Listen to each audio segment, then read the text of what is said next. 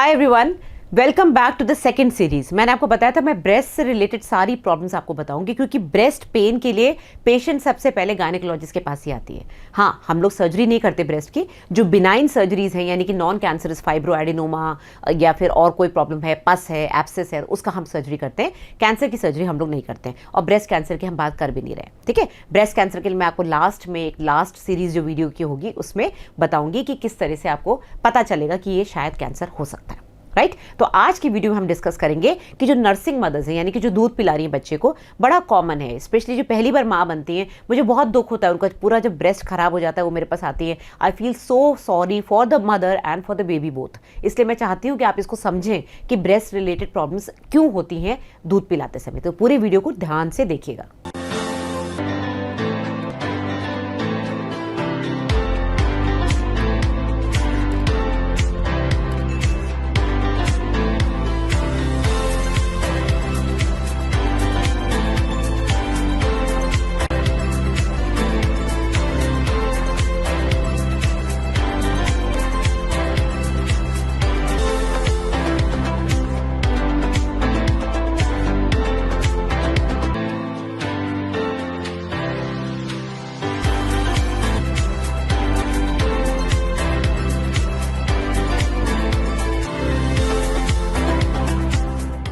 सबसे पहले जब माँ की डिलीवरी होती है तो बेसिकली क्या होता है, जो सबसे पहला मिथ है जो मैं बस्ट करना चाहती हूँ, जो मैं देखती हूँ जहाँ मैं प्रैक्टिस कर रही हूँ या इतने सालों से, 23-24 साल हो गए मुझे। पहली बात, उनको लगता है बच्चे को निकलते माँ के ब्रेस्ट से बस लगा दो, क्योंकि बच्चा तो भूखा हो गया निकलते। ऐसा नहीं होता है। बच्चा पेट के अंदर से निकलता है, उसके पेट में बहुत सारा गंदा पानी होता है, अंदर उससे पानी पिया होता है, एमनियोटिक फ्लूइड होता है। चाहे वो नॉर्मल डिलीवरी से निकले, चाहे वो सिजेरियन से निकले। नॉर्मल डिलीवरी में तो फिर भी उसका पेट दब जाता है बाहर निकलते हुए। सिजेरियन का बच्चा जब वो निकलता है तो बहुत सारा गंदा पानी अंदर होता है उसके। ठीक है, वो निकलता ही नहीं है, तो एकदम से बच्चा भूखा नहीं होता। अगर वो बच्चा 4 किलो के आसपास है, बहुत हैवी बच्चा है, इंडियन सिनेरियो में 3.5 के ऊपर का बच्चा हैवी बच्चा होता है, ऐसे बच्चों को हम ऊपर का दूध एकदम से एडवाइस करते हैं, क्योंकि उनकी शुगर लो हो जाती है, उनकी बॉडी की डिमांड ज़्यादा होती है। वरना एक एवरेज बच्चा जो इंडियन सिनेरियो में 2.5 से 3.5 किलो का है, उसको निकलते ही भूख नहीं लगती। ठीक है, अगर वो नहीं रो रहा है, उसको जबरदस्ती जगह जगह के दूध मत पिलाओ। पहले माँ का ध्यान रखो, क्योंकि माँ की डिलीवरी हुई है, वो थकी हुई है, उसका मिल्क लेट डाउन यानी कि दूध आना शुरू होने में कम से कम 2 दिन लगेंगे, स्पेशली जब वो पहली बार माँ बनी है। सेकेंड टाइम ये काम जल्दी होता है। फर्स्ट टाइम उसका जो प्रोलैक्टिन हार्मोन है, उसको दूध बनाने में और दूध को बाहर निकालने में कम से कम 2 दिन लगते हैं। मैं पहले भी किसी वीडियो में बता चुकी हूँ।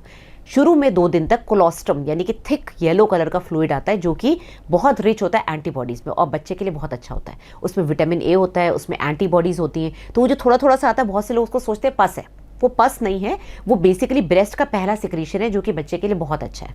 बच्चे को माँ के पास लेटाओ। अगर माँ अनकंफर्टेबल है, सिजेरियन हुआ है, तो ठीक है, आप दूसरे बेड पे लेटा दो। डेफिनेटली आप रूम जहाँ पर रहोगे वहाँ पर एक और काउच होगा जिसमें अटेंडेंट्स बैठते हैं। बच्चे को थोड़ा अलग कर लो, जिससे माँ को थोड़ी सी स्पेस मिल जाए घूमने की। घूमना मतलब कि बिस्तर पे टर्न करने की, राइट। बट जनरली माँ और बच्चे की बॉन्डिंग तभी बढ़ती है जब बच्चा माँ के बगल में लेटे। ठीक है, तो एकदम से बच्चे को ऐसे टांग टांग के दूध मत पिलाओ। ठीक है, क्योंकि अगर आप खुद ही सोचो, अगर आपको भी कोई ऐसे लटका दे तो आप दूध पी पाओगे? इसी तरह से बच्चा भी दूध नहीं पी सकता। भले ही दूध बन भी रहा है तो भी अगर आप बच्चे को ऐसे टांग दोगे और माँ लेटी हुई है, तो उसको मुंह में कुछ नहीं जाने वाला, वो कुछ सक नहीं करने वाला।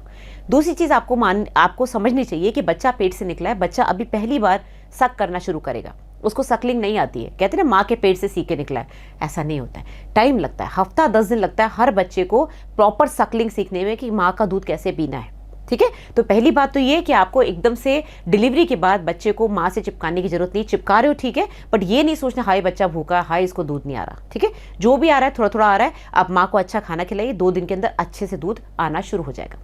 सेकेंड कारण जो मैंने देखा है प्रॉब्लम वाला, जिसके पेन भी बढ़ता है, जिसमें और भी प्रॉब्लम्स होती हैं, वो ये कि माँ बैठ के दूध नहीं पिलाती, माँ लेटे लेटे दूध पिलाती है। ठीक है, माना आप थकी हुई हैं, आप लेट जाइए। लेट के जो पोजीशन होती है दूध पिलाने की, आप बच्चे को ऐसे रखिए, बच्चा इससे ज़्यादा लंबा नहीं होता।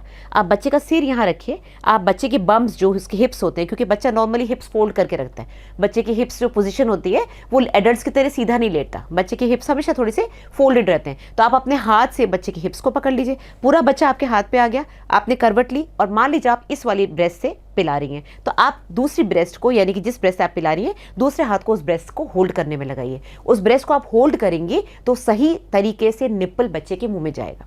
निप्पल के चारों तरफ जो काला वाला हिस्सा होता है जिसको आप एरियोला बोलते हैं, उसके अंदर ग्लैंड्स होते हैं, वहीं से दूध आता है। तो सिर्फ निप्पल को मुंह में नहीं डालना है, सिर्फ निप्पल डालने से उसके मुंह में कुछ नहीं आएगा, आपको पूरा काला वाला हिस्सा निप्पल के साथ बच्चे के मुंह में डालना है। प्रॉपर लैचिंग करोगे, इसको लैचिंग बोलते हैं। प्रॉपर आप बच्चे को दूध पिलाओगे, प्रॉपर होल्ड करोगे, तो बच्चा आपकी बॉडी की गर्माहट से चिपक के बॉन्डिंग भी बनेगी। बच्चे और माँ की बॉन्डिंग जब बनती है तो दूध ज़्यादा बनता है। बच्चे और माँ की बॉन्डिंग बढ़ती है जब बच्चा माँ के से चिपक के लेटता है, तो अंदर जो रिफ्लेक्स होता है ऑक्सीटोसिन, प्रोलैक्टिन हार्मोन, वो ज़्यादा निकलते हैं। तो माँ के पास बच्चे को लिटाना है, प्रॉपर लैचिंग करानी है। अगर लिटा के पिला रहे हैं, अगर आप बैठ के पिला रहे हैं तो बहुत ही अच्छा तरीका है। बैठ के पिला रहे हैं तो आप बच्चे को वैसे ही लीजिए जैसे मैंने बताया, एक पूरे हाथ पे बच्चा आ जाएगा, दूसरे हाथ से आप अपनी ब्रेस्ट को पकड़िए, इसको बोलते हैं कैंची की तरह, यानी कि सीजर की तरह आप अपनी ब्रेस्ट का निप्पल और एरियोला पकड़ रहे हैं, और उसके बाद आगे झुक के बच्चे को दूध पिलाइए, क्योंकि ब्रेस्ट भी तो ग्रेविटी से ही दूध बनाएगा ना। दूध बन रहा है, बट किसी भी चीज़ को आप ऊपर की तरफ कर दोगे तो दूध कैसे आएगा? जब बच्चा नीचे की तरफ खींचेगा तो ग्रेविटी से अपने आप पुल होगा और वो ब्रेस्ट आराम से दूध बच्चे को पिलाएगी। ठीक है, तो प्रॉपर लैचिंग बहुत जरूरी है, जो कि मैंने बहुत लैकिंग देखा है। मतलब नॉर्मल फैमिलीज में भी जो ओल्ड लेडीज हैं वो भी शायद अच्छे से अपनी बहू बेटियों को या फिर अपनी पोती नाती को नहीं सिखा पाती है। तो हम लोग एज अ डॉक्टर, हम लोग अपना, मेरे जो नर्सिंग स्टाफ है जो ट्रेंड है, हम लोग पेशेंट को समझाते हैं कैसे लैचिंग करनी है। इससे दो फायदे हुए, एक तो दूध अच्छे से आएगा, बच्चा खुश रहेगा, उसको दूध मिलेगा, वो रोएगा नहीं, आपको परेशानी नहीं होगी। दूसरी चीज़, बच्चा काटेगा नहीं।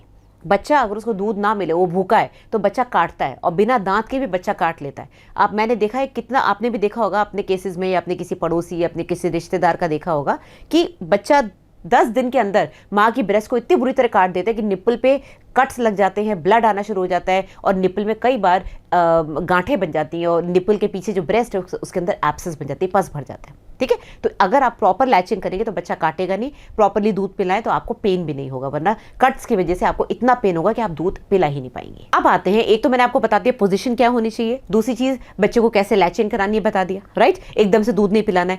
तीसरी जो इंपॉर्टेंट बात है, ब्रेस्ट में दूध ज्यादा भर रहा है, दूध भर रहा है, आप उसको निकाल के खाली करो। ये मैं कई बार बता चुकी हूँ और वीडियोज में। अगर आप ब्रेस्ट खाली नहीं करोगे तो अंदर इन्फेक्शन जाएगा, अंदर आपको सूजन आएगी, दर्द होगा, आप उसको दबा दबा के निकालोगे नहीं, वो पत्थर बन जाएगी, फिर आपसे निकलेगा नहीं, फिर आपको भाग के डॉक्टर के पास जाना पड़ेगा। डॉक्टर भी नहीं निकाल पाएंगे क्योंकि इतना ज्यादा भर जाएगा। आप उसको निकालो, फ्रिज में रखो, गर्म करके पिलाओ, नहीं तो फेंको, राइट। अगर वो खाली होगी तभी ब्रेस्ट वापस दूध बनाएगी।